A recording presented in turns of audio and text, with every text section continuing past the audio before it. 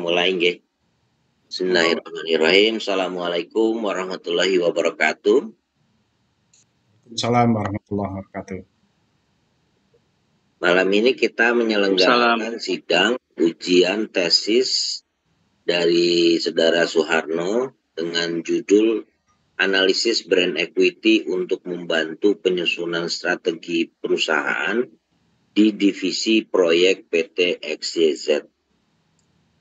Mas Suharno, Anda diberi waktu maksimum 15 menit ya untuk mempresentasikan hasil penelitiannya. Kemudian nanti akan kita ikuti dengan tanya jawab. Ini sudah direkam? Sudah, Bapak? Sudah, oke, baik. Silakan.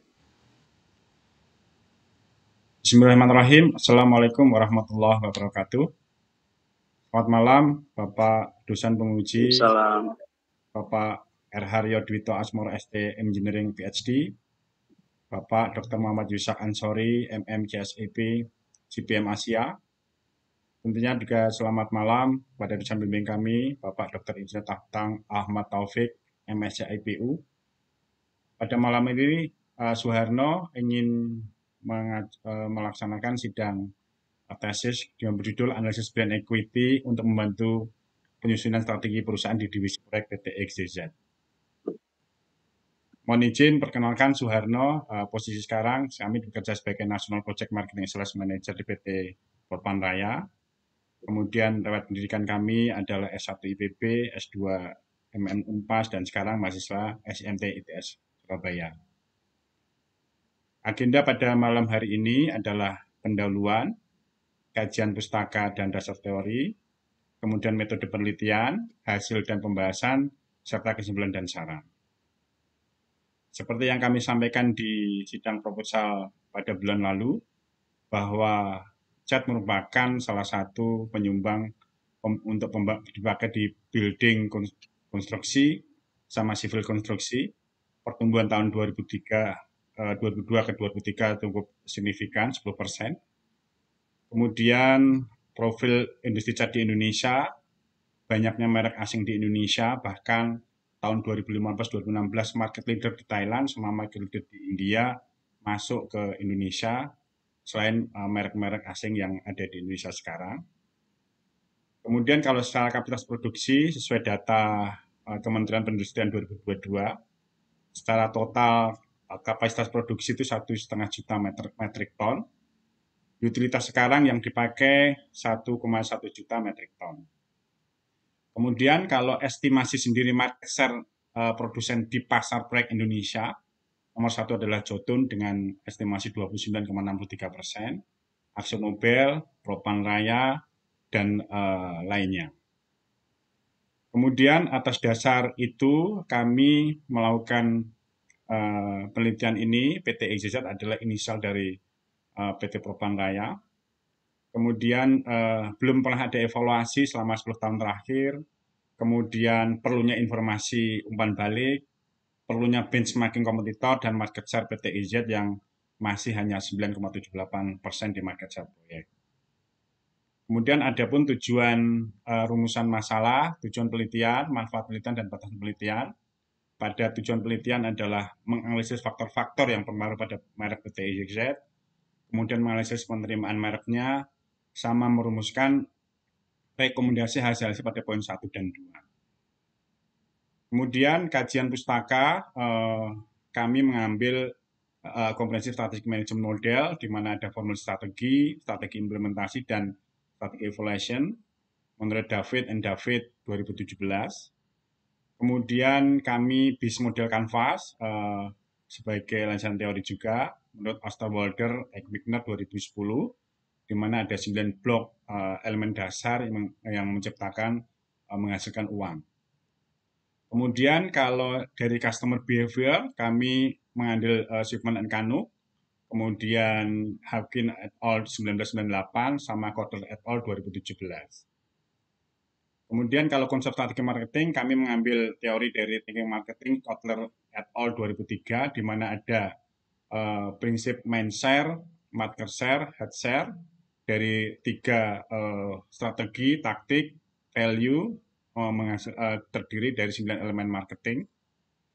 Kemudian ini adalah teori yang utama brand equity, ekuitas merek, meliputi brand terdiri dari brand asosiasi, brand loyalty, brand awareness, perceived quality, dan other asset.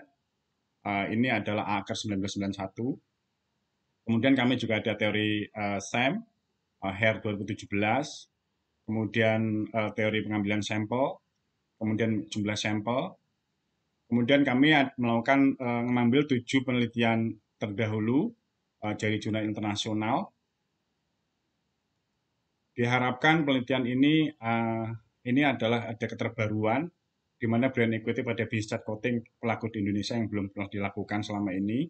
Kemudian analisis brand equity sebagai acuan mengevaluasi bisnis model perusahaan. Kemudian metode penelitian dari model, hipotesis, pengumpulan data, pengolahan data, pembahasan, kesimpulan, dan saran. Ini adalah konsep penelitian yang telah kami jelaskan sebelumnya, bahwa brand equity dipengaruhi oleh dimensinya, market dynamic juga mempengaruhi brand equity. Kemudian sampel yang kami ambil adalah project owner, konsultan, kontraktor, dan painting kontraktor dengan jabatan responden seperti terlampir. Kemudian hasil ini adalah pembahasan dari hair 7 panah, kami mengambil sampel minimum harusnya 70, kami mengambil sampel 282 sampel. Nanti akan diuji Smart PLS 32.9. Kita uji convergent validity, discriminant validity, dan commercial validity. Hasil pembahasan sebagai berikut. Data responden berdasarkan jenis kelamin, secara umum pelaku proyek adalah didominasi laki-laki, hampir 80% lebih. Kemudian mobilitas tinggi dan deadline proyek mungkin itu menyebabkan mungkin agak gender di sini, di mana laki-laki sangat dominan di dunia proyek. Kemudian data responden kami high-res itu 140%, yang mayoritas high-res profilnya. Kemudian di bisnis perumahan 23%, infrastruktur 9%, industrial 27%, dan sisanya adalah gabungannya. Kemudian dari masa pendidikan dan masa kerja, secara umum masa kerja di atas 5 tahun 79,4%, di mana mereka-mereka rata-rata decision maker dengan pendidikan yang tinggi, rata-rata sarjana sampai S3 85,4%. Yang ini menjadikan kesimpulan perusahaan apabila merekrut karyawan baru terhadap kalibrasi menghadapi senior-senior di proyek. Kemudian data domisili perusahaan rata-rata masih 57% di Jakarta, tapi ini ada fenomena yang menarik bahwa masing-masing daerah desentralisasi pembangunan terhadap Jawa Barat, Bali, Jawa Tengah, di mana ada pelaku-pelaku proyek lokal dengan owner lokal, konsultan lokal, kontraktor lokal, bahkan aplikator lokal. Kemudian analisis PLS, kami melakukan outer model, analisis outer model dan inner model. Pada outer model adalah, pertama adalah uji convergent validity, nilai loading factor. Nilai loading factor ini adalah mengukur kontribusi dari masing-masing indikator, berapa nilainya kalau di atas 0,7 terhadap variabel laten. Kemudian kita juga menilai AV di atas 0,5, di mana AV itu adalah indikator secara bersama-sama berkontribusi terhadap laten itu, variabel laten itu. Ini adalah pas loading pertama kami lakukan nilainya rata-rata di atas 0,7, hanya satu nilai.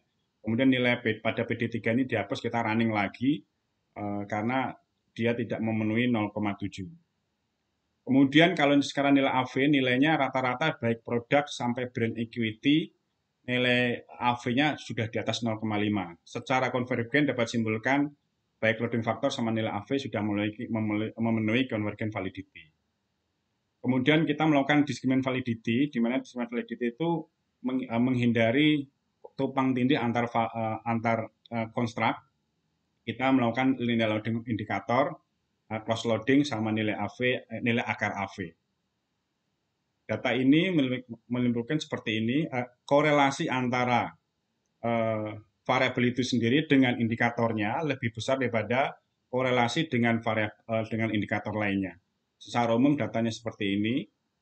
Ini sudah nilainya lebih besar, saya cross loading lebih besar semua daripada dengan indikator lain. Kemudian nilai akar AV hubungan variabel itu sendiri dengan variabel lain, akarnya lebih besar daripada hubungan antar variabel itu. Secara question validity sudah memenuhi kriteria itu. Kemudian outer model yang terakhir, composite validity adalah mengukur skala-kala Cronbach's alpha sama composite reliability, di mana nilainya sudah di atas ketentuan ini sudah memenuhi standar Cronbach's alpha sama reliability. Kemudian kita lakukan uji inner model. Inner model kita lakukan adalah R square, kemudian sama path coefficient.